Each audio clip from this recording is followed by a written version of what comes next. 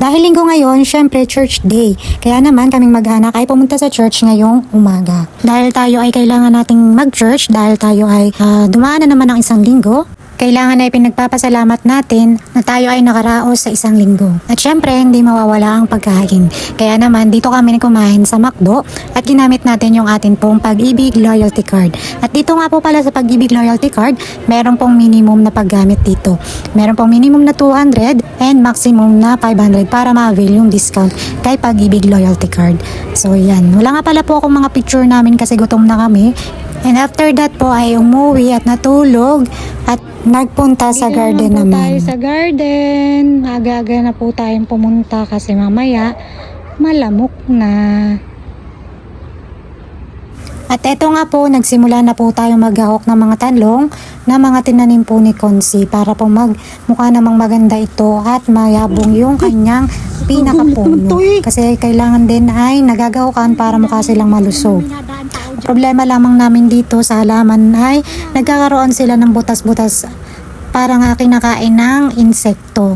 Kaya naman naisip nga ni Consi na kailangan naming bombahan ang mga ito ng 7. Yung 7 daw po pang bomba yun para hindi maiwasan yung mga insekto. Kasi sayang naman yung pagod, yung hirap, yung oras para sa pagtatanim ng mga halaman kung kakainin lamang ng mga insekto. Kahit anong dami ng halaman, kung ito'y kinakain lamang ng insekto ay wala rin yung pagod namin.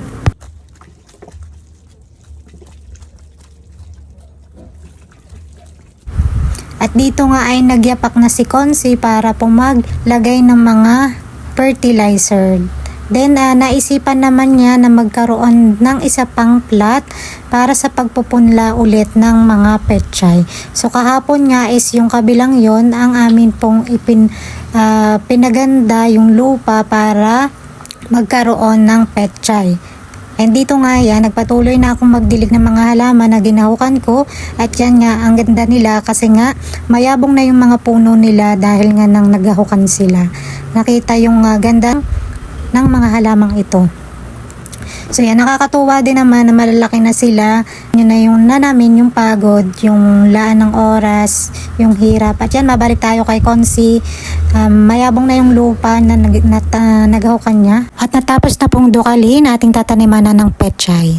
Kung siya ang tagahukay, tayo naman ang tagatanim para mas mabilis yung produksyon. So dahil hapon na rin dyan, masyado ng malamo, kaya dali-dali na rin tayong magtatanim, magpupunla ng mga petchay. Sana yumabong na ito at magtuloy na dahil tag-ulan pa naman.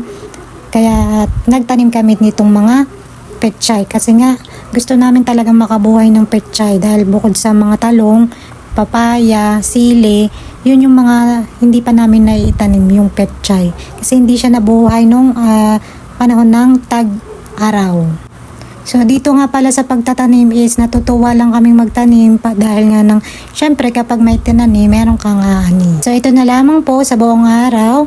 Salamat po for watching. Follow, like, and share. Thank you po.